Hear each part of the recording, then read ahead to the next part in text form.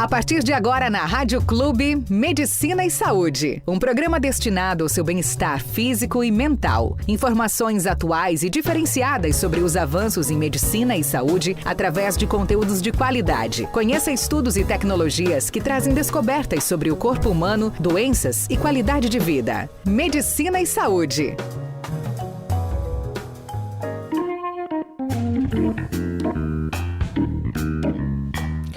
Olá, bom dia para você que está em nossa companhia, uma excelente manhã de sábado, hoje dia 15 de abril de 2023, pontualmente no relógio 8 horas e 1 minuto. Sejam muito bem-vindos nesta manhã gostosa de sábado, linda de outono. Céu nublado, sem previsão de chuvas e a temperatura é de 20 graus neste momento.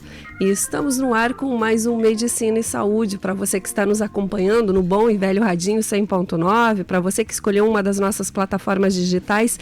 Hoje o assunto é muito interessante e o nosso convidado é o Dr. Marcel Statacos Castella. Depois ele vai me corrigir se eu não falei o sobrenome direito, tá? E ele é ortopedista pediátrico. Você pode interagir, tirar as suas dúvidas, fazer as suas perguntas e mandar para a gente aqui no nosso canal do WhatsApp, que é o 45 999 55 98 99. Nós também estamos ao vivo no nosso portal de notícias com imagens e também você pode nos assistir lá pelo Facebook e depois a nossa entrevista também fica lá no Instagram. Então, se você não conseguir assistir ou ouvir ela completa, depois você quiser ouvir, fique tranquilo, porque depois você pode ouvi-la na íntegra também. Mas o nosso convite é que você fique a nossa manhã toda aqui junto com a gente, principalmente agora no Medicina e Saúde, 1 hora de muitas informações. Então, vou apresentar o senhor Dr. Marcel. Seja muito bem-vindo, que bom recebê-lo aqui, um bom dia. Bom dia, Cláudia, bom dia, ouvinte, tudo bem? Muito gratificante estar aqui nesse convite para a gente falar um pouco de medicina. Adoro falar de medicina, ainda mais falar da minha área, que é uma área que tem muita curiosidade, né? Verdade. As trazem muita curiosidade, muitas dúvidas, o consultório é cheio de dúvidas, então vamos ver se a gente consegue tirar algumas aqui hoje ao vivo. Com certeza. E o Dr. Marcel, agora me corrija, falei o seu sobrenome certinho, é Statacos Castella? Marcel Statacos e Castella. Tá. O nome do meio é sempre um pouco mais complicado. É Statacos, né? Statacos. Uhum. Statacos. Então tá, o ortopedista pediátrico. Doutor Marcel, eu queria que o senhor contasse um pouquinho aonde o doutor nasceu, da onde o doutor é. Eu sou de Foz do Iguaçu. Filho da terra. Eu sou nascido e criado aqui em Foz do Iguaçu, né? Uhum. Estudei até meus 15 anos na cidade. E aí fui para Curitiba fazer cursinho, né? E aí depois entrei na faculdade de medicina, fiz PUC lá em Curitiba, né? E logo depois fui para Marinha. Eu servi 1 ano na Marinha. Como médico das Forças Armadas, aqui em Foz do Iguaçu. Aqui em Foz? Aqui em Foz do Iguaçu, então eu servi 1 ano e voltei para casa. Nesse ano pensei muito, refleti e fui fazer ortopedia, né? Para você fazer ortopedia pediátrica, você tem que fazer 3 anos de ortopedia geral. Então, nesses 3 anos eu fiz ortopedia geral no Hospital Pequeno Príncipe, Hospital das Clínicas, da Federal, e o Hospital do Trabalhador, que é um dos grandes hospitais de trauma de Curitiba. Durante esses 3 anos você vai conhecendo um pouco de ortopedia, né? Cada área. Eu sempre gostei muito de trabalhar com família e com criança, né? Em alguns momentos da minha faculdade eu até pensei em fazer pediatria mesmo, né? E durante esses 3 anos eu fui conhecendo as áreas e fui vendo que a ortopedia pediátrica era uma área que me interessava bastante, né? Os estágios que a gente fazia no Pequeno Príncipe, os estágios que a gente fazia no trauma infantil, era uma coisa que me agradava, justamente porque a criança ela é muito... Ela é muito feliz quando o tratamento vai dando certo, quando ela vai evoluindo, Sim. né? A criança, ela não mente, a criança é muito honesta. Então, ela não chega dentro do consultório inventando história. Não chega inventando história. Então, assim, quando o braço cola e ela quer voltar a jogar bola, ela quer voltar a correr, ela quer voltar a fazer tudo. Essa acaba sendo uma das dúvidas da mãe também, mas já pode. Então, com a criança é muito gostoso de trabalhar por causa disso.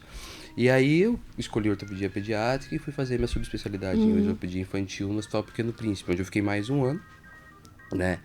com o desejo sempre de retornar para casa, né? Sempre quis voltar para Foz do Iguaçu. E em 2020, no meio da pandemia, eu voltei. Bem no meio da pandemia, voltou. Bem no meio da pandemia eu voltei. Tinha acabado de começar. Eu cheguei aqui em abril, a pandemia, tudo fechou mais ou menos por aí, né? Exatamente. E o que levou o senhor a escolher a medicina? Por que medicina? Tem alguém na família, pai, mãe? Da onde nasceu esse desejo? Não, o meu pai é engenheiro, minha mãe é professora, né? Eu tinha um avô que eu não tive contato, porque ele faleceu antes do meu nascimento, que era médico, né? Em outra cidade, então a gente ouvia muita história. Mas não foi isso que me fez fazer medicina, né? Eu sempre gostei de tentar ajudar, seja com palavras, seja com atitudes das pessoas, né? E dentre as áreas todas, eu fiquei pensando em talvez fazer odontologia, né? Foi uma coisa que pensou, acho que foi talvez a primeira coisa que me passou a cabeça. Pensei em fazer advocacia, né? Fazer direito, também pensei, porque você gosta de defender, né? Então você parece que é né? Trabalhar com a justiça e tudo mais. E por último, na verdade, que eu fui para medicina. Uma porque a gente sempre acha que a gente não é capaz, né? Uma faculdade é um curso difícil de ser aprovado e tudo mais. Então até cair a ficha que você é capaz, que você consegue estudar, que você tem que se dedicar, é claro, mas que é possível. Eu fui pensando e vendo que era uma área que me interessava, que eu ia conseguir fazer tudo que eu queria. Ajudar, defender e, né, tratar. Então, durante a faculdade, eu vi que eu acertei. Eu sempre falo que assim, na área da medicina é uma área muito ampla. Você tem muitas especialidades, né? Então você vai acabar se achando lá dentro, né? E como que nasceu o desejo de virar ortopedista e fazer essa especialidade, se especializar em ortopedia, principalmente pediátrica? O desejo da ortopedia foi já no final da faculdade, né? Nos últimos 3 anos, mais ou menos. Depois de pensar várias coisas, né? A gente tem alguns estágios que a gente chama de liga acadêmica, que é você vai e se aprofunda bastante naquela área, faz alguns plantões, você vive mais ou menos a rotina de uma especialidade, né? E aí foi quando eu comecei essa liga acadêmica de ortopedia, né? Então, a gente era uma mão de obra onde fazia o gesso, fazia as talas, ajudava nas cirurgias, ajudava nas reduções. Estava muito presente com o ortopedista em formação, que é o residente que a gente fala, né? E aquilo foi me agradando muito. Eu fui vendo que era uma área que eu conseguia dar muita resolutividade para o paciente, né? Você chega com o braço quebrado e você coloca no lugar ou opera, você já está satisfeito, porque você chegou quebrado, né? Você já consertou. Já consertou, justamente. Então é uma área ela é muito resolutiva. Sim, né? É verdade. E o diagnóstico acaba sendo bem fácil de fazer. Ô, doutor, e agora gostaria que o senhor contasse pra gente, para quem está em nossa audiência, vamos entrar aqui naquela clássica. Eu acho que essa é muito clássica, que todo bebezinho, ou quase todos, nascem com o pezinho chato. Quando e como saber se isso realmente é um problema, se tem que tratar, né? O bebezinho nasce com o pezinho chato. Essa é a principal dúvida, né? As mães chegam no consultório e algumas até me pedem desculpa por chegar até lá. Doutor, me desculpa, mas é uma dúvida que eu tenho. Nunca tem que ser desculpa, né? A dúvida tem que ser tirada, até porque a gente tem que saber o que é normal e o que não é normal. E realmente, toda criança ela vai nascer com o pé chato, né? Todas, então, assim, sem exceção. Nenhuma nasce com aquela voltinha, não? Nenhuma nasce com aquela curvinha. A gente desenvolve da cabeça aos pés, né? Então, se você for lembrar do desenvolvimento da criança, primeiro ela vai sustentar a cervical, que ela vai começar a querer esticar o pescocinho, né? Por volta dos 3 meses. Depois ela vai começar a sentar, né? Ali por 5, 6 meses. Algumas engatinham, outras não engatinham. E por último que você vai andar. Você leva mais ou menos 1 ano para começar a andar. Isso é desenvolvimento muscular. Então, quando você começa a trocar passo, o músculo do pé ainda não é um músculo muito forte, não é um músculo firme. Então, você tem vários músculos intrínsecos na sola do pé. Boa parte dessa musculatura, você ainda tem um grande coxim gorduroso mesmo, né? Então, o pé parece um pãozinho de gordinho. É verdade. Porque boa parte é gordura, né? Você tem a musculatura, uma musculatura ainda não tão forte. A criança começa a andar com 1 ano e ela vai desenvolvendo essa musculatura até os 3, 4 anos, né? Então, quando você trabalha mais. Normalmente, nesse período inicial, é claro que com exames que a gente faz, exame físico do pé, para ver se esse pé é um pé mais flexível, porque o pé normal ele é bem flexível. É aquele pé que você mexe, faz tudo com o pé, não dói, não trava, não faz nada. Então, se você tem um pé bem flexível, você sabe, opa, esse pé é normal, ele vai evoluir normal. Você pega um bebezinho com um pezinho mais duro, mais rígido, aí você fala, opa, esse pezinho realmente não é um pé plano. Que vai se evoluir normal. Esse talvez tenha que fazer algum tratamento.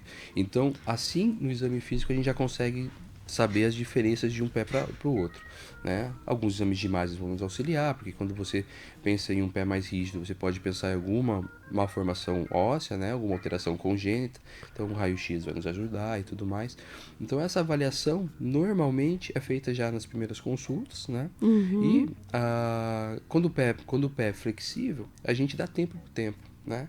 A gente deixa essa criança se desenvolver, estimular a andar descalço, estimular a andar na areia, andar no quintal de casa, até esses 4 anos dela, para ela conseguir mobilizar esse pé. E a partir daí, se a criança começa a ficar sintomática, com queixa de dor ou com alguma outra queixa, a gente começa a fazer o tratamento, né? Seja com palmilha, seja com alguma fisioterapia, seja com alguma atividade mais específica para o pé. Hoje em dia a gente usa muito pouco botinha ortopédica, né? Pois é, até isso eu ia dizer. A gente se via muito antigamente. O pessoal colocavam essas tals de botinha ortopédica, né, doutor? Muito. Meu irmão usou, eu lembro até hoje, porque o chute era doído. A botinha dura, né? Então, imagina. Você tinha... E assim... Chute doído. Meu irmão que me desculpe. Mas... Quem nunca? Justamente. Mas a gente percebeu que, né, vários estudos foram feitos e perceberam que tanto com a botinha como sem a botinha, para esse tipo de pé, né, o pé plano que eles usavam muito, a evolução era a mesma, né? Quando tinha que melhorar, melhorava, e quando não ia melhorar, não melhorava, né? Então ela não mudava o curso da alteração. E era doloroso, né? Era apertada, dura, era pesada. Então, assim, você mais estressava a criança usando isso do que ajudava nesse desenvolvimento. Então, hoje a gente fez muito desuso. Você usa para algumas doenças específicas, né, do pé. E então a gente acaba ainda usando, mas não é para... Antigamente usava, era pé plano, já colocava a botinha ortopédica. Perfeito. Doutor, outra dúvida que as mães têm, né, a grande maioria, porque diz assim, a gente tem muito esse negócio da comparação, né? Meu filho já tem 1 ano e 2 meses e não está caminhando.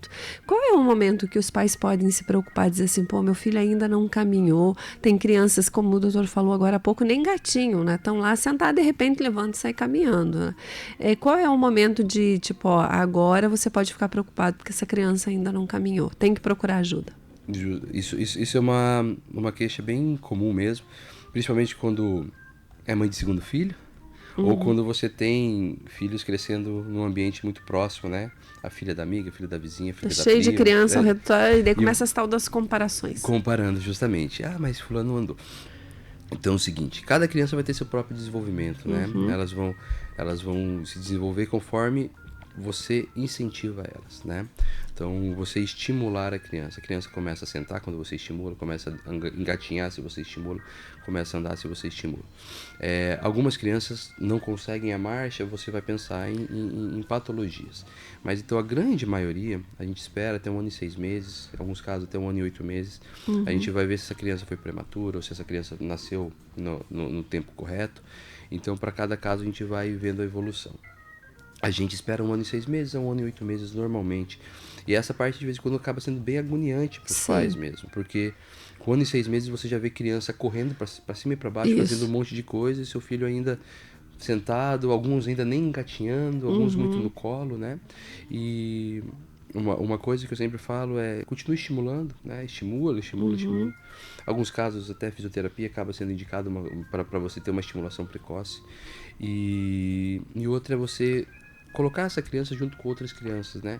Criança aprende com criança. Né? Na base da imitação, doutor. Da imitação. Vai tentar andar porque é do lado anda, vai tentar falar porque é do lado fala. Aprende coisas boas, aprende coisas ruins, né? Quando a gente é pequeno, mas isso faz parte da infância, faz parte do desenvolvimento. E então você tem que ter o estímulo, né? não pode ficar tranquilo, né, que as crianças elas tendem a ter esse atraso, vamos dizer assim, que é normal até 1 ano e 6 meses. Mas sempre, né, com qualquer dúvida tem que ser tirado, né? Porque você Sempre. tem algumas patologias que essa criança vai ter um atraso maior para a locomoção, né? Hoje que a gente vê no nosso meio, as crianças com autismo é um fator de preocupação e, né, para pensar no diagnóstico são as crianças com atraso de desenvolvimento. Então, uma criança que ainda não anda, uma criança que ainda não fala, uma criança que ainda não interage, né? Então, de vez em quando a gente consegue fazer esse diagnóstico precoce, né? Então, a gente sempre leva em consideração o fato de não estar andando, já começa uma investigação inicial, né? Mas normalmente a gente espera aí 1 ano e 6, 1 ano e 8 meses. Perfeito. Doutor, o que é torcicolo congênito e se está em tratamento e como é feito esse tratamento? Perfeito. O torcicolo congênito, ele acaba sendo uma das patologias ortopédicas mais comuns que a gente tem no nascimento, né? A gente vai ter 3 patologias comuns no nascimento, que é o torcicolo congênito, a fratura de clavícula, tá? E o pé torto congênito. É mais ou menos essas 3. O torcicolo congênito ele é uma alteração muscular, né, do nosso músculo que faz a rotação, que é o esternocleidomastoide. Ele acaba fazendo uma fibrose, ele acaba ficando mais encurtado e você faz essa rotação e inclinação do pescoço, né? Fica assim, parece aqueles passarinhos, né? Que fica aqui com a cabecinha rodada. Então esse músculo mais tenso, ele fazendo essa inclinação vai limitar várias coisas. De vez em quando a mãe ou até ali pós-parto, nem faz o diagnóstico inicial, mas quando vai fazer a primeira mamada, trocar de seio, vê que um seio ele pega melhor, o outro seio acaba não pegando tão bem. Então ela fala, ele não gira tão bem pro outro lado, né? E começa a ficar encucada com isso, e aí acaba chegando no consultório, né? O tratamento, na grande maioria, né, mais de 90% dos casos, é conservador. O que é o tratamento conservador? Fisioterapia, alongamento, exercícios com estímulo, né? Então, a gente consegue um bom resultado. A gente espera esse tratamento conservador até o primeiro ano, né? Normalmente, esses 90% vão melhorar. E depois do primeiro ano até o segundo ano, uma grande maioria ainda melhora. Então, a gente acaba tendo que operar, por causa que esse músculo não alongou, ainda mantém rígido, uma pequena maioria, né? Menos de 10% de todos esses casos aí vão ser operados. Então, fazendo diagnóstico cedo, precoce, começando a tratar bem cedinho... Que são as fisioterapias. As fisioterapias, osteopatia, né? Você consegue fazer um ótimo tratamento para esse paciente. Perfeito. Doutora, eu já ouvi falar assim, né? Tem criança que quebrou o braço, quebrou a perna, né? Quebrou a perna 2 vezes. Aí o povo diz assim, tem osso fraco essa criança. Procede, doutor, ou é mito? Se procede, por que isso acontece e como tratar? Eu vou até falar uma experiência minha mesmo, né? Eu fui uma criança que tive 8 fraturas. Misericórdia. Não ao mesmo tempo, Era osso né? fraco, doutor? Então, não ao mesmo tempo. Eu acho que na cabeça da minha mãe ela chegou a pensar em algum momento isso. Com certeza. Meu filho tem osso fraco, mas tudo bem. Uma vez eu caí do muro, outra vez eu pulei a cerca, outra vez eu caí jogando basquete, outra vez eu levei um chute no futebol, outra vez eu caí jogando bola. Então, assim, Misericórdia. Tomava chuta de irmão e pulava cerca, senão também devia ser terrível, né? Eu gostava de brincar, né? Devia ser aquelas crianças, sabe, que você só vê o risco assim, né? Quando, pra quem está nos ouvindo, só o risco assim, tipo, correndo. Era quem passava, era o Dr. Marcel passando. Justamente. Eu acho que talvez isso dentro de mim fez escolher a ortopedia, né? Quebrei tanto, acho que dá pra ajudar alguma coisa. Então, pode ser. Os pobrezinhos. Assim, você tem que saber qual que é o tipo de fratura e como que foi feita, né? É isso que eu quero chegar. Você tem uma criança que quebra o braço caindo do cavalo, daqui a 3 meses quebra o outro braço caindo da árvore. Você não tem um osso fraco, você tem uma criança ativa, né? Você tem uma criança que brinca, uma criança que sofre alguns riscos, né?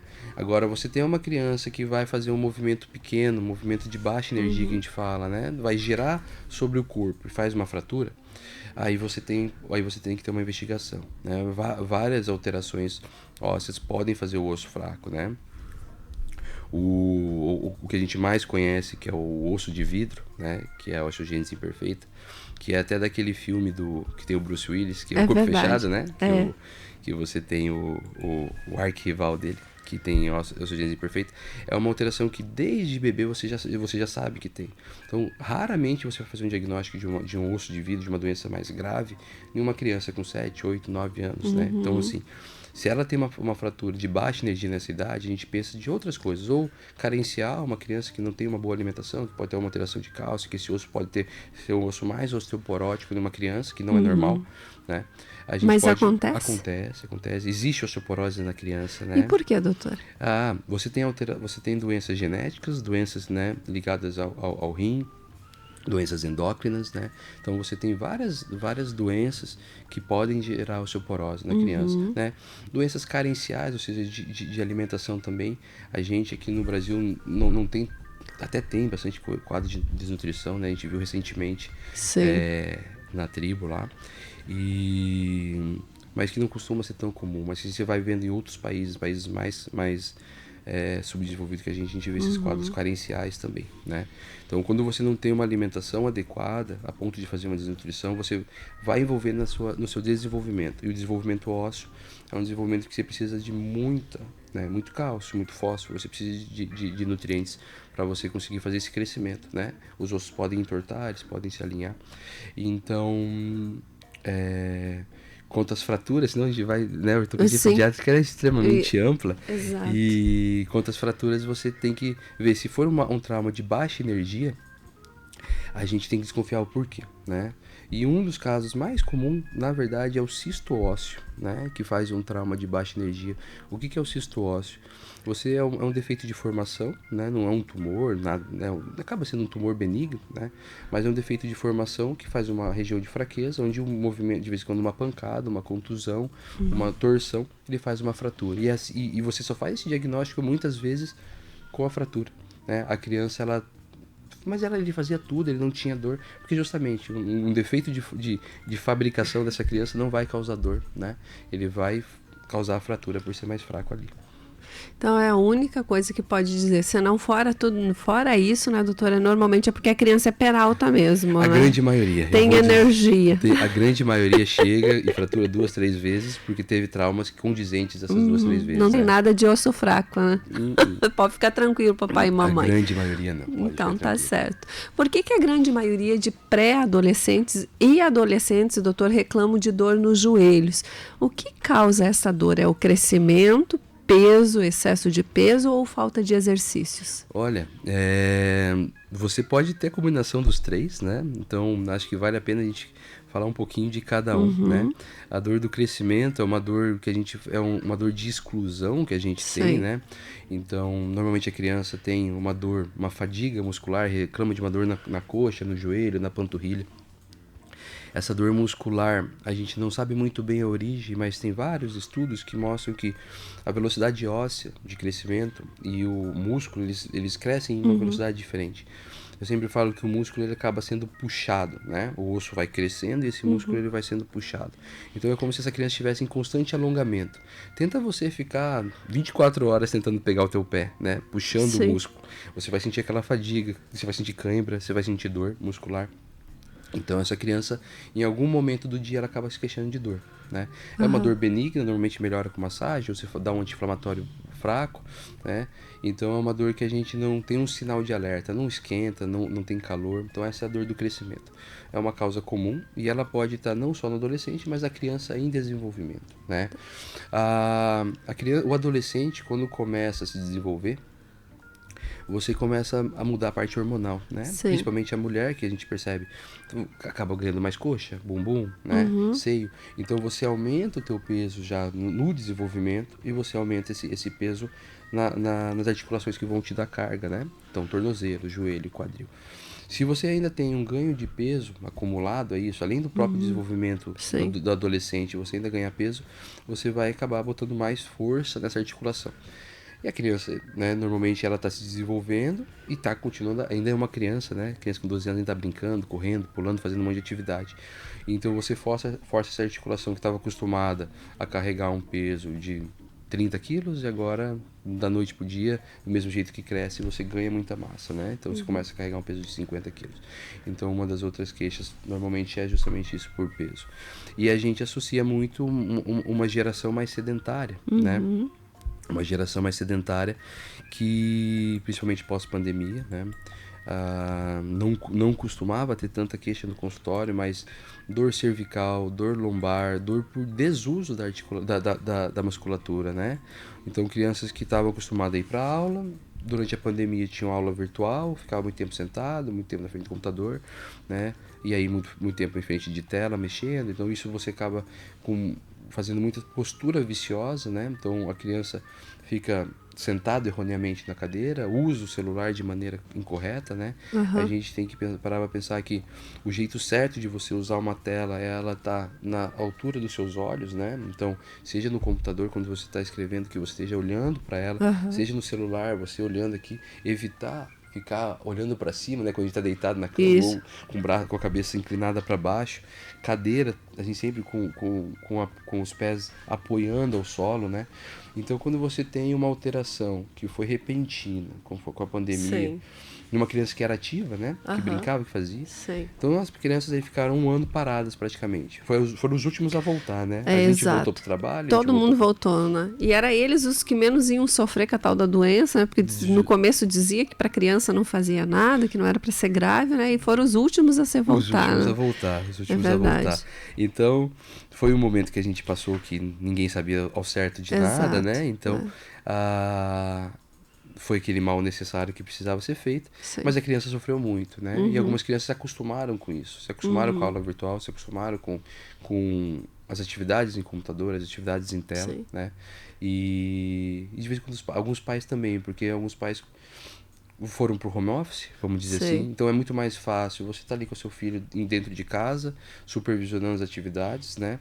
E acaba botando para segundo plano atividade física. E depois nem podia ir para a rua também, toda aquela coisa. Depois não podia se juntar, tinha um limite de pessoas que podia se juntar e tal. Então, né, realmente as crianças foram as que mais sofreram com tudo isso. Então, existe mesmo a dor do crescimento, não é mito, é verdade. Existe, não é mito, pode acreditar que tem. É bom sempre investigar, porque é uma dor de exclusão, é claro, né? Você tem algumas outras dores que a gente sempre liga sinal de alerta, seja infecção, seja inflamação, artrite, né? E outras coisas que podem causar dor, né? Então, assim, é sempre bom você ir ver se aquela dor é do crescimento, né? E sendo a dor do crescimento, saber que vai passar quando parar de crescer. Né? Isso aí. Vai até mais ou menos até os 21, mas eu acho que é mais o momento do crescimento. Do estirão que a gente fala, estirão, né? Quando você pisca e a criança está da sua altura já. Você vai deitar, no outro dia acorda, né? Deitou, era um bebê, acorda, no outro dia está um homem. Digo, Jesus, mas o que aconteceu? Né? Mais ou menos assim. Justamente. Bom, para quem está ligando o rádio agora, quem está, né, nos sintonizando aí, para quem está ligando o seu computador agora, colocando aí na Rádio Clube, agora são 8h27, nós estamos batendo um papo com o Dr. Marcel Startacos Castella, ele que é ortopedista pediátrico. Eu vou lhe fazer uma pergunta, doutor. O senhor não vai me responder, porque daí a gente vai para o intervalo comercial e quem está nos acompanhando, fica com a gente. Se você não conseguir assistir a entrevista na íntegra, eu perdi, Cláudio, gostaria. Fica tranquilo, sabe por quê? Porque depois fica lá no nosso Facebook, vai também para o nosso portal de notícias, sobe lá para o Instagram, então você consegue ver essa entrevista. Mas se você ligou o rádio agora, fica tranquilo. A gente vai para um comercial, é tempo de você ir na cozinha buscar um cafezinho e a gente está de volta, tá certo? Então, olha só, a minha pergunta, doutora, é a seguinte: como é feito o diagnóstico do pé torto e quais são as características e o que causa? Tem como tratar? Quais são os tratamentos? E para quem está nos ouvindo, lembra que antigamente a gente via crianças com as perninhas engessadas, com o pezinho engessado para endireitar o pezinho, porque às vezes tinha o pé torto para fora, os pés tortos para dentro. Então, é essa a pergunta que eu vou fazer para o doutor. Então, quando a gente voltar, o doutor responde para nós. Tá certo, doutor? Certo, agora vocês. Então, tá bom. Então, fica com a gente, porque é rapidão. A gente vai ali e volta já.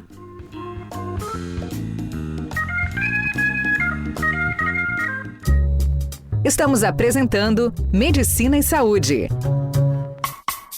Clínica de Olhos, Dr. Franco, sua saúde é seu melhor prazer. Clínica de Olhos, Dr. Franco, uma história de vida com você. Cuide da saúde dos seus olhos, a vida é como você a vê. Clínica de Olhos, Dr. Franco. Clínica Clínica de Olhos Dr. Franco, Rua Antônio Raposo, 406, sala 604. Edifício Marajoaras. Telefone 3523-7763. Você está preparado para conhecer o novo, se surpreender e se apaixonar? O Cassino del Este está de casa nova, trazendo um novo e exclusivo conceito de entretenimento, mas com a tradição do atendimento de excelência. Novas máquinas de jogos de última geração, lindas e super dinâmicas. Um novo bar com deliciosas opções. Cassino del Este, agora no piso térreo do Shopping del Este. Atendimento das 10 da manhã a 1 da madrugada com transporte gratuito. Venha conhecer as novidades do Cassino del Este. Informe-se pelo 45 98821 9204. Um centro cirúrgico incomparável. Day Medical Center e Hospital Costa Cavalcante, juntos para oferecer em Foz do Iguaçu uma estrutura premium na área da saúde. Tudo pensado para o máximo conforto dos pacientes e profissionais da saúde. Agende sua visita pelo WhatsApp 45 3198 9161 ou 99935 2157. 3 países, 2 fronteiras. E agora, um Medical Center de padrão internacional. Você merece requinte e bom gosto. Na Paraná Decor, as mais lindas sugestões para renovar o ambiente da sua casa. Móveis, cortinas e toldos. Paraná Decor. Detalhes que fazem a diferença. Avenida JK 2733. Telefone 3027-2008 ou www.paranadecor.com. 8h31. Estamos de volta. Medicina e Saúde.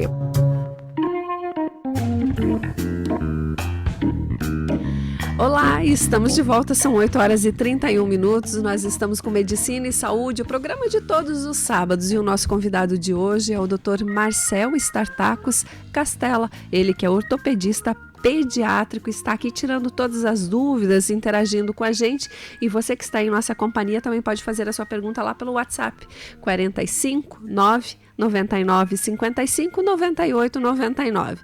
Ai, Cláudia, eu não consegui pegar a primeira parte da entrevista. Fica triste não, porque a gente deixa salvo lá nas nossas redes sociais e também sobe lá para o nosso portal de notícias e também para o YouTube, tá certo? Tá combinado? Então bora lá nessa linda e gostosa manhã de outono, né? Manhã gostosa, hoje temperatura super agradável, hoje tá bom para tomar um vinhozinho. Doutor, o senhor gosta de vinho?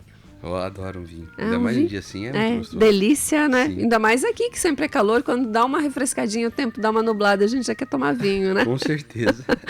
É isso aí. Agora são 8h32. Doutor Marcel, conta pra gente como é, então, feito o diagnóstico do pé torto. Quais são as características e o que causa? E tem como tratar e quais são os tratamentos? Ótima pergunta. O pé torto, ele é uma doença ortopédica, né? Então, muitas mães chegam no consultório perguntando se seu filho tem pé torto e, na verdade, ele tem um pé plano ou alguma coisa que chame atenção ali para ela, né? Mas o verdadeiro pé torto é aquele pé torto que a gente vê um pé rígido, um pé encurvado para dentro, para baixo, um pé duro, numa posição não anatômica. Quando você olha para aquele pé, automaticamente você pensa, esse pé nunca vai conseguir pisar no chão de uma maneira plantígrada, né? Ou seja, com a sola no solo. Então é um pé que a gente diz que ele é encurvado para dentro, como se fosse um taco de golfe. Ele parece um taquinho de golfe, né? Encurvado para dentro. Sim. O diagnóstico ele pode ser feito já via ultrassom, né, gestacional. Então algumas mães já sabem quando vem no consultório, eu tô grávida e o médico do ultrassom disse que o meu bebê tem um pé torto, né? Nesse exato momento eu costumo orientar, porque a gente não tem um diagnóstico físico, né, um diagnóstico clínico, a gente tem uma imagem que sugestiva. Então eu oriento, explico como que é essa patologia, né, explico os tratamentos, mas realmente o diagnóstico ele vai ser pós-parto. Né? Normalmente pós-parto, então a gente vai fazer um exame físico na criança, Sim. nesse pezinho. O quanto antes você conseguir diagnosticar o pé torto, melhor o tratamento, porque você vai fazer o tratamento como, né? Quando eu sou chamado para avaliar, ou seja no hospital, ou se chegam no consultório, um pé torto, eu vejo que esse é um pé torto rígido mesmo, e que necessita de tratamento. O tratamento ele é conservador, que a gente diz, né? A gente faz trocas gessadas, né? Na verdade é minimamente invasivo. Eu vou abordar, mas não vou precisar operar nesse primeiro tempo. Com trocas gessadas, como se você estivesse esculpindo esse pé novamente, você vai ganhando o movimento do pé. Então você vai corrigindo a posição com gesso a gesso, né? É uma técnica já antiga, uma técnica que nunca foi, que já foi várias vezes discutida, mas nunca inventaram nada melhor. De vez em quando a mãe até pergunta. Houve muito questionamento sobre isso, né? De engessar os pezinhos. Muito, né? Muito. Normalmente, os pais no primeiro tempo pensam assim, não tem nada mais rápido, mais fácil para fazer. Com tanta tecnologia que já foi, hoje veio, né, tanto para a medicina, para a área estética, mas em especial na medicina, e não surgiu nenhum tratamento diferente ainda, doutor? E você não, hoje você não tem nada diferente, justamente porque você tem que fazer um ganho progressivo e mínimo. A gente tem que pensar, né, então, de uma parte bem técnica. Quando você vai fazendo essa mobilização, você vai alongando tudo que tem ali. Você alonga nervo, você alonga tendão. Então, se a gente pega um pé bem para dentro e faz uma cirurgia de alongamento tudo, a grande consequência ou sequela que pode causar é uma lesão neurovascular, né? Você lesiona vasos e tudo mais, porque eles estão bem encurtados, né? A musculatura, como você tem uma doença, você tem uma musculatura mais encurtada, um nervo mais encurtado. Então, quando você vai ganhando, né, passo a passo, tempo a tempo, esse pezinho sendo rodado para fora, né, ganhando esse movimento, ganhando essa normalidade, você faz um alongamento, né, progressivo e gradual, né, sem causar sequela para essa criança. Então, por mais que pareça ser uma coisa bem primitiva, você usar gesso, né, a gente poderia pensar em alguma, e talvez no futuro a gente tem alguma coisa, alguma órtese que você programe computador e começa a fazer esse movimento sem precisar ficar trocando, né, uma coisa mais computadorizada. Aos tecnólogos da informação. Isso, fica a dica. Fica a dica, uma forma talvez aí de ganhar dinheiro, já imaginou, né? Inventar então, uma coisa assim. Hoje a gente não tem isso, né? Então a troca de gesso é uma coisa saudável. Mas é o gesso comum mesmo, doutor? Aquele branco, aquele que dá para desenhar e fazer e tal?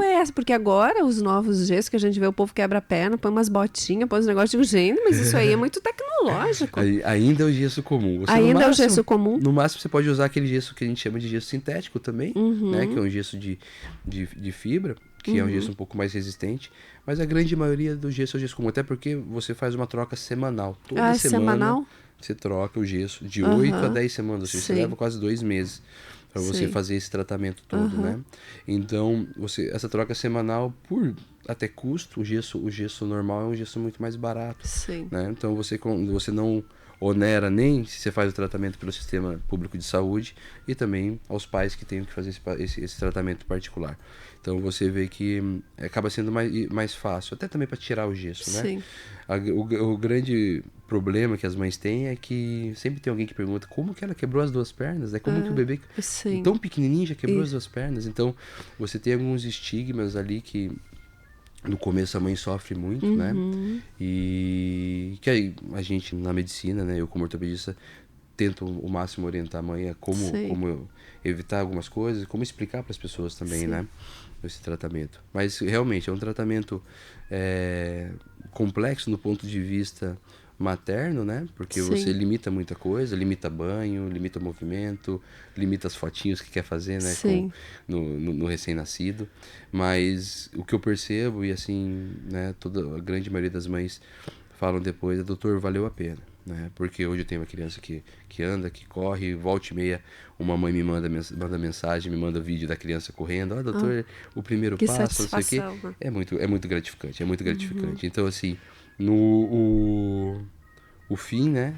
Esses meios que a gente passa justificam os fins, né? Com certeza. E mais ou menos quanto tempo desse tratamento tem, doutor? Quanto tempo dura mais ou menos? Olha, por ser uma doença, né? Por ser uma alteração patológica e anatômica, a gente tem que ter um acompanhamento enquanto está em desenvolvimento. Então, eu trato ele por 2 meses, né?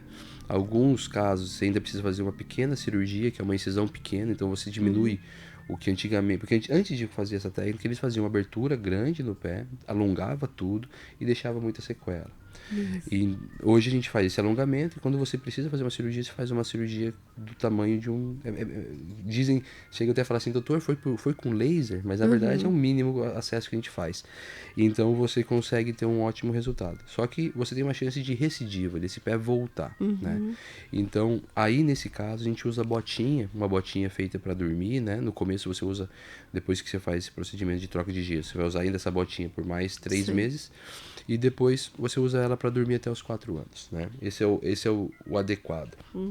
A chance de recidiva é muito grande quando você não tem uma adesão ao tratamento de manutenção. Como todas as outras doenças, é isso que a gente tem que fazer entender. Por mais que não seja uma doença que vai causar uma grande sequela, se bem tratada. O risco de vida, né? O risco de vida, justamente, você precisa da manutenção. É a mesma coisa do hipertenso, né? Tem gente que fala assim, eu não sou hipertenso, tomo remédio. Mas assim, se você parar de tomar um remédio que te mantém não hipertenso, você vai voltar a ser hipertenso. O diabético e tudo mais, né? Então, o pé torto é quase a mesma coisa, né? E até os 4 aninhos, né? Passa rápido. Passa rápido. Pisca, quando vê, tá lá bebezinho, quando vê, já tá grande, indo pra faculdade, justamente. Né? Cadê meu bebê, E né? ele nem vai lembrar. Exato. Eu não lembro o que eu fazia com 4 anos, né? Não, você pode ter um flash dali, mas você não vai lembrar de muita exatamente. São poucas as pessoas. Nós, na vida adulta que a gente tem, nas loucuras da vida que a gente tem feito, a gente não consegue lembrar nem o que almoçou ontem, quanto mais com 4 anos de idade. Justamente. Mas enfim, doutora, já são 8h40, eu quero que o doutor conta pra gente o seguinte, sabe aquelas pessoas que pegam os bebezinhos por debaixo do bracinho, assim? Pra você que está nos ouvindo, só nos acompanhando pelo rádio, queria que você imaginasse assim, quantas vezes você já viu pessoas que pegam os bebezinhos ou criança aí dos 7, 8, 10 meses por debaixo dos bracinhos e começa a chacoalhar, a cabeça vai para frente ou para trás, né? Na brincadeira, né? Às vezes estão brincando e algumas vezes até pais, né? Para fazer a criança parar, começa a chacoalhar a criança e a cabeça vai para frente e para trás. Esses chacoalhões. Isso é perigoso, doutor? O chacoalhões, ele é bem perigoso, né? A gente tem que lembrar que a criança tem um esqueleto imaturo, um esqueleto muito mais flexível, e normalmente as estruturas internas, né? Então, a medula, as estruturas cervicais e tudo, o cérebro, podem fazer a síndrome do shaking baby, né? Onde você balança esse bebê e o cérebrozinho dele balança lá dentro, batendo, se rebatendo. Isso pode gerar lesões cerebrais, né? Você pode ter lesões cervicais. Você parar para pensar que essa criança ela consegue fazer um movimento já normal, maior de flexão e extensão da cervical, e a medula lá dentro ela não tem esse mesmo movimento. Então você pode fazer uma lesão medular, né, que acaba não sendo visível em raio-x nem nada, né, na criança pelo chacoalhão. Por isso que é muito perigoso o chacoalhão dos pais, né, ou de chamar atenção e tudo mais. E acidentes automobilísticos também. De vez em quando a criança está no carrinho, mas ainda mesmo assim é de tanta alta energia que ela dá o chicote. Como a gente pode dar o chicote, a criança pode dar o chicote. Então a gente tem que estar muito atento, né? A gente nunca sabe qual que é de vez em quando, mas eu chacoalhei pouco, né? Mas não é a intenção. A gente sabe que muitas vezes não é a intenção. Né? Ninguém quer machucar outra pessoa, pelo menos a grande maioria, né? A gente fica muito... Na medicina a gente fica muito chateado quando a gente acompanha casos de maus tratos, né? Não que esses casos... É muito triste. E normalmente acaba sendo vinculado a isso, né? Quando você vê uma síndrome de shaking baby, né? Você vê uma lesão cervical sem causa aparente, sem um trauma de alta energia, né? Uma fratura em osso longo, né? Porque a criança ela é flexível. Então, assim, são casos bem perigosos, né? Então, nada de chacoalhar. Tem aquele tio que às vezes chega, ai meu Deus, e dá uma balangada, né? A cabecinha da criança vai pra frente e para trás, eu fico olhando e digo, meu Deus do céu, vai arrancar a cabeça da criança. Nada de chacoalhar. E a outra brincadeira que é muito comum, né? E é rodar a criança pelos braços também, né? É, muito comum. Essa daí, a gente rodar pelo braço, você puxar pelo braço para pular a pocinha d'água, né? Por um braço só. Do mesmo jeito que você tem essa imaturidade esquelética a nível cervical e cranial, você também tem nas extremidades, né? Então você pode fazer uma alteração que a gente chama de pronação dolorosa, que é uma luxação do cotovelo, né? Da cabeça do rádio. Então essa criança ela fica chorosa, fica com dor no cotovelo, não consegue mexer. De vez em quando você vai perguntar, né, pra mãe, mas o que aconteceu? Tem criança que tem essa imaturidade esquelética tão forte que o fato de botar a camisa, você puxar o bracinho para passar a manga, já causa essa lesão, né? E a gente tem que pegar, fazer uma manobra, reduzir e colocar no lugar. Então, para você ver como que é perigoso, né? Se algumas coisas de baixa energia já pode causar, Sim. né? Algumas coisas de alta energia, então nem se fala. Então vai pular a pocinha de água, vai fazer alguma coisa, nada de erguer pelo Nada, bracinho, pega né? pelo Um quadril, bracinho, assim, é isso. melhor. É sempre melhor, né? Aí você baixa os seus joelhos aí. É a melhor forma, né, doutor? O pai sempre tá sofrendo mais do que o filho, né? É isso mesmo. Doutor, a grande dúvida é aquela pancada que a gente leva, sabe, no braço, às vezes na perna, no pé, aí incha, fica com hematoma, daí vem a avó, ai, vamos colocar uma bolsa quente aí, daí vem outro correndo, não, põe gelo, porque gelo é melhor, porque gelo não sei o quê. E agora, doutor, qual dessas deve ser usado? Uma bolsa de gelo, uma bolsa de água quente, a tal das compressas, como é que faz aí nessas luxações, nessas pancadas que a gente leva aí pela vida, e para não inchar, e o pessoal faz aí o diagnóstico, porque de médico todo mundo tem um pouco, né? Sim, de médico e de louco todo mundo tem um pouco, né? É verdade. A maioria grande tudo é louco, né? Então, assim, o quente e o frio, o que fazer, né? O trauma inicial, ele é um trauma que esquenta, vamos dizer assim, né? É um trauma que você faz extravasamento de líquido, então você aumenta volume. Você, quando faz esse trauma inicial, quando então bate, quando torce, Sim. você quer que isso não aumente de volume. Como que você faz para não aumentar o volume? Você tem que colocar alguma coisa fria, né? Para você vasoconstringir, né? Para você diminuir essa circulação vascular, justamente para você melhorar esse processo inflamatório e não deixar um edema muito grande. E então nas primeiras 72 horas, os primeiros 3 dias, compressas de gelo são mais adequadas, tá? Você vai restringir esse aumento de volume, você restringindo o aumento de volume melhora a dor e melhora o movimento, né? Sim. Então você faz as primeiras 72 horas. Após esse período, normalmente 72 horas. 72 horas. Gelo. Então, gelo, isso. Por 3 dias, gelo. Aí de 2 vezes ao dia, 3 vezes ao dia. Quanto mais você conseguir fazer, né? Um periodinho de 10 minutos com gelo ali Sim. em cima, é o mais adequado. Passado isso, você vai ter um edema residual, ou seja, você vai ter um aumento de volume ali na articulação que você bateu, que você torceu, e você quer que isso saia, né? Vamos dizer assim. Então, você faz o gelo para fechar os canos e você faz a compressa morna para abrir os canos. Então, para você vasodilatar, para você escoar aquilo que está ali. Então, depois você faz uma compressa morna, né? Então, a gente percebe justamente que você tem, então, evitar o edema e depois tratar o edema, né? Não adianta nada no começo que você bateu, você já colocar compressa morna para você vasodilatar mais ainda a região, né? Sim. Então, vamos dizer assim, em uma semana de tratamento, os 3 primeiros dias de gelo, os 4 últimos dias de compressa morna. Perfeito. E a gente vê muito no futebol, né? Quando os meninos se machucam lá e colocam eles dentro daquelas banheiras de gelo e coisa, né? Mas não pode, não sei o que, põe a coisa quente ali que melhora rápido. Então tá aí, né, doutor? Os 3 primeiros dias, gelo. Isto. E depois os últimos 4... Compressa morna. Eu gosto mais da morninha, eu acho que é mais aconchegante. Doutor, temos uma pergunta aqui da nossa querida doutora Daniela Bonvin, ela que é dentista, ela mandou o seguinte, ó. Meu filhote de 15 anos sempre reclama de dores no joelho e muitas vezes quando ele articula o joelho fica fazendo barulho. Seria do crescimento? Uma ótima pergunta. Porque daí a gente tem que começar a pensar também que essa criança, além de ter o crescimento, é um ser humano, como todos os outros, e podem ter lesões no joelho provenientes de atividades físicas, de lesões de torce, do futebol, de alguma coisa assim. Quando você tem uma dor com algumas outras características, como no caso o estalido, né? Você tem que investigar essa dor, se essa dor não é mais estrutural. O que a gente tem dentro do joelho? A gente tem o menisco, a gente tem o ligamento cruzado, o anterior, o posterior, né? A gente tem a patela, os ligamentos da patela. Então, a gente pode ter uma lesão estrutural, né? Uma criança de 15 anos, a gente já começa a pensar que é uma criança mais ativa, que já fez mais atividade física. Sim. De vez em quando gosta de jogar seu futebolzinho e criança normalmente põe a chuteira de futebol às 1 da tarde e fica com ela no pé até às 7 da noite, então joga futebol o dia inteiro, a tarde inteira. Então, a gente, nesse caso específico, a dor do crescimento pode fazer parte, mas a gente teria que investigar alguma coisa mais estrutural, né? Você tem uma queixa que é dor, mais um achado que foi o estalido do joelho, né? Estrala quando faz isso, ele não consegue se agachar ou algum outro movimento mais específico, né? Quando vai pular, quando vai subir escada se queixa de dor. Então a gente sempre associa a dor com mais alguma queixa para a gente não pensar em dor do crescimento, né?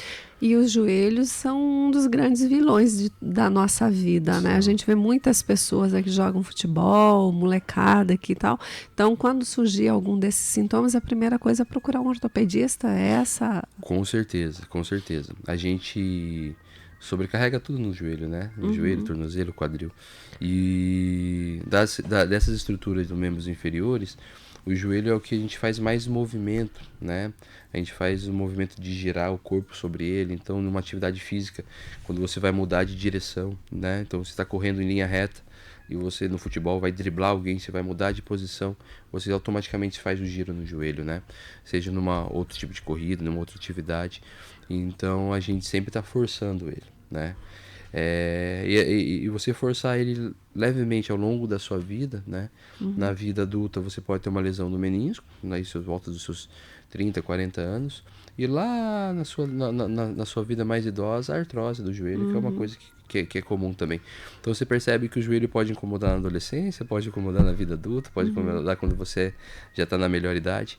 Então a gente sempre está com o joelho, lembrando do joelho, né? Então, no caso, como quem está aí nos ouvindo, que tem esse mesmo problema, eu vejo muita reclamação dos adolescentes, mesmo com o filho da doutora Daniele Bonvin, aí em relação ao joelho. Sempre é importante procurar uma orientação médica, né, doutor? Porque é fisioterapia que se faz ou qual é? É sempre muito bom a gente identificar a causa, né? Vamos falar das doenças internas do joelho. Então, se você tem uma doença por uso, por impacto, por alguma inflamação que faz, seja a patela que faz um impacto em cima do fêmur quando faz certo movimento, você pode causar um processo inflamatório, a fisioterapia vai ser bem útil, né, para você fazer um reforço muscular. Se você tem já uma lesão a nível de menisco ou de ligamento, né, dependendo do grau dessas duas lesões, se é um estiramento ou se é uma ruptura, você vai ter que pensar até em cirurgia em alguns casos, mesmo no adolescente, né? Então, investigar e saber o diagnóstico principal, né, é o que a gente mais precisa. Quando você vai no ortopedista, automaticamente avaliando o joelho, a gente com alguns exames específicos que a gente faz no joelho, a gente já sabe dizer se essa dor é a do crescimento ou se essa é uma dor interna do joelho. Sendo uma dor interna, a gente não consegue fugir da boa e velha ressonância, né? Sim. Que é o que vai nos mostrar o que tem lá dentro. Fazendo a ressonância, se for o caso, e fazendo o diagnóstico, a linha de tratamento vai ser conservadora com fisioterapia ou cirúrgica se for uma lesão mais grave, né? Então, a gente tem que saber como que machucou, né? Se teve algum trauma, né, que fez, ou se essa dor começou do nada. Bom, ele é sedentário, doutor, ele só fica sentado na cadeira, se levanta para fazer uma coisa. Provavelmente é por pressão. Você, quando fica muito tempo sentado, quando vai levantar, a primeira coisa que dói é o joelho, né? Porque você fica muito tempo sentado, seu joelho fletido, ele faz uma pressão. Então, é comum em crianças também que ficam aí por 4 horas no colégio. Hoje em dia tem aula integral, né? Fica lá o dia inteiro no colégio, em aula, sentado, não tem feito uma atividade física, então essa dor pode ser interna também, mas por outro motivo, e não por uma lesão cirúrgica. Perfeito, muito bem respondido. Agora são 8h52, estamos na finaleira, vamos para a nossa última pergunta, doutor. Nos dias de hoje, a preocupação dos pais é com a postura das crianças em relação ao uso do celular. Até lá antes o senhor deu uma pincelada sobre isso, mas eu queria que o senhor falasse novamente para a gente em relação ao uso do celular, porque as crianças estão desde bebezinha. Tem um dedo desse tamanho assim e tá lá na tela do celular, né? Então ficam muito tempo o celular, ficam deitados, ficam em maus posturas no sofá, nas cadeiras, na própria cama. E também eu queria que o senhor desse sugestões em relação ao uso do celular e da mochila, né? Até eu comentei com o doutor aqui em off, um dia eu estava lá no pátio de um supermercado aqui da cidade e eu vi um menino com uma mochila. Eu até cheguei perto dele e disse assim, criatura, essa mochila não está muito pesada, porque ela estava assim gigante, né? Ele estava segurando assim nas alças e dobrando assim os ombros, de parecer tão pesado. Eu disse, não, tia, tá de boa. Enfim, como que se trabalha com mochila? Tem orientação de algum tipo de mochila, mas principalmente o uso do celular. Perfeito. Você percebe que as duas dúvidas, né, elas se relacionam muito à postura que se relaciona à coluna da criança, né? Então essa é a grande preocupação. Meu filho vai ficar com a coluna torta por usar o celular, por usar a mochila. Então o celular ele nos causa muita postura viciosa. O que é postura viciosa? É você estar sentado ou estar errado fazendo alguma coisa com a sua coluna, né? A gente não está ereto, né? Não está com uma visão certa. E quando a gente usa o celular, a gente usa normalmente o celular no momento de descanso, né? Seja o adulto ou a criança. Então a criança, ela tá usando o celular normalmente sentada no sofá, deitada na cama, sentada na cadeirinha no carro, né, aguardando a consulta. E normalmente o celular é muito grande para criança, né? Assim, você não tem um celular infantil, você tem um celular de adulto que a criança não usa, dá né? ideia, doutor. Não dá ideia, doutor. Daqui a pouco vou inventar isso daí. Não tô falando que tem que fazer, mas não me ponham como culpado. Então, assim, você tem um celular muito grande, né? Então a criança acaba tendo um peso na mão. É muito mais confortável para a criança deixar esse celular no colo ou o tablet no colo. E com isso você acaba forçando e abaixando muito o pescoço, né? Quando você abaixa o pescoço, cada grau que você abaixa, você aumenta a pressão cervical, né? Então você tem mais peso em cima do pescoço, né? Então a criança, ela vai ficando com essa postura viciosa, você fica com... Pode ter uma dor cervical, você pode ter uma dor muscular em cima disso. Então o uso mais adequado sempre é você estimular a altura do olho e você deixar o seu pescoço ereto, né? E as suas costas eretas. Então usar celular, justamente, você usar o celular sempre, né, bem sentado, olhando para o celular, né? De preferência, colocar a mão sobre uma superfície, né? E esse celular na sua linha, né? Você nunca vê criança fazendo isso, nem adulto fazendo isso. Nem né? adulto. Pelo contrário, quando a gente está com o celular na mão, a gente está assim. Bem assim. Chega a aqui, doer o pescoço, a doendo o nuca pescoço, dói, a nuca. digo, meu Quando Deus. você deita na cama... Só tô 3 horas com esse assim. telefone na mão, você fica doendo. Não, hoje em dia o celular ainda te avisa. Seu tempo de uso diário, pelo menos eu sempre recebo uma mensagem. 6 horas, 4 horas do celular. Você fala, meu Deus do céu. Eu perdi tudo isso. Tudo isso, porque você vai respondendo mensagem e tudo mais. Mesmo. Então, o celular, né, telas em geral, a gente costuma fazer isso, né? Ter uma postura muito viciosa e você não ter uma boa, adequada posicionamento. A mochila, então, a gente sabe que a criança começa a usar a mochila quando vai para o primário, né? E a gente tem que usar 10% do peso dentro da mochila, né? Então vamos lá, uma criança de 30 quilos tem que levar 3 quilos, uma criança de 40 quilos tem que levar 4 quilos, uma criança de 50 quilos tem que levar 5 quilos. Então, se você pega um adolescente, né, que normalmente tem bastante livro, você tá uma criança aí nas suas médias de 50 a 80 quilos, né? Porque as mulheres são magrinhas, né? Sim. E com muito livro, né? A gente não vê aqui no Brasil igual a gente vê nos filmes americanos, que tem o armário no colégio e tudo mais. Isso ajudaria muito, porque você deixa os livros que você não precisa lá dentro e leva para casa para estudar algumas coisas. Então você diminuiria esse peso. E a mochila você tem que também, além de usá-la de maneira correta, com as 2 alças, normalmente com a presilha preta, tem aquelas mochilinhas que tem a presilha aqui em cima, distribuir bem o peso, né? Para você justamente não ficar com aquela mochila caída para trás, onde você força, e aí você tem que jogar o seu tronco para frente. Foi bem assim que eu vi o menino fazendo. Então a mochila acaba sendo um grande mal necessário. Ou será que a gente que não consegue adaptar, né, os colégios para conseguir diminuir esse peso para casa? Porque de vez em quando a criança tem lição para fazer em casa de 2, 3 matérias, mas tem que levar todos os livros que levou todo para o colégio, tem que voltar tudo para casa. E no outro dia de novo. Então, realmente, a mochila é uma coisa que acaba causando dor, acaba causando, né, também vício postural. E isso gera bastante complicação para adolescente, para criança, né? Perfeito, doutor. 8h57, a doutora Daniele mandou pra gente o seguinte, ó, disse que o filho dela andou muito de skate de pequeno, né? Andava muito de skate de pequeno. E isso tem correlação ao joelho? A atividade de skate, você parar pra pensar que tem muito impacto, né? Tem muito salto, né? Dobra. Então, dobra o joelho, flexiona, estende. Então, assim... É um mecanismo de trauma. É um mecanismo de trauma. Nada impede dele já ter caído também, né? Sim. Ter feito uma entorse. Então, dá pra gente suspeitar de que possa ter tido uma lesão interna do joelho, né? Pra fazer a investigação, né? Então, nós temos um trauma, né? Isso, por mais que pareça ser sutil, né? A gente tem um trauma ali. Mesma coisa se essa criança joga futebol desde pequeno, que jogue basquete, né? Sim. Então, a doutora Daniele está mandando, dizendo assim, que essa entrevista caiu do céu, ela precisava de um profissional para o filho dela. Tá aí, doutor, pronto. Tem um paciente para o senhor atender. Fico à disposição. Que bom. Doutor, eu queria que o senhor falasse para a gente, por favor, para encerrar a nossa entrevista, desse aonde as pessoas encontram o doutor para fazer suas consultas, a sua rede social. Lá tem um conteúdo super interessante também. Eu vi que o doutor posta bastante coisa lá. O senhor pode passar para a gente, por favor? Claro, com certeza. Sou bem ativo no Instagram, né? Na minha página, que é Marcel S. Castella. Atendo no Instituto de Ortopedia, que fica ali na frente do Mufato, na JK, do Instituto Crescer, que fica na frente do Mufato do Boici, ou seja, eu sou quase que...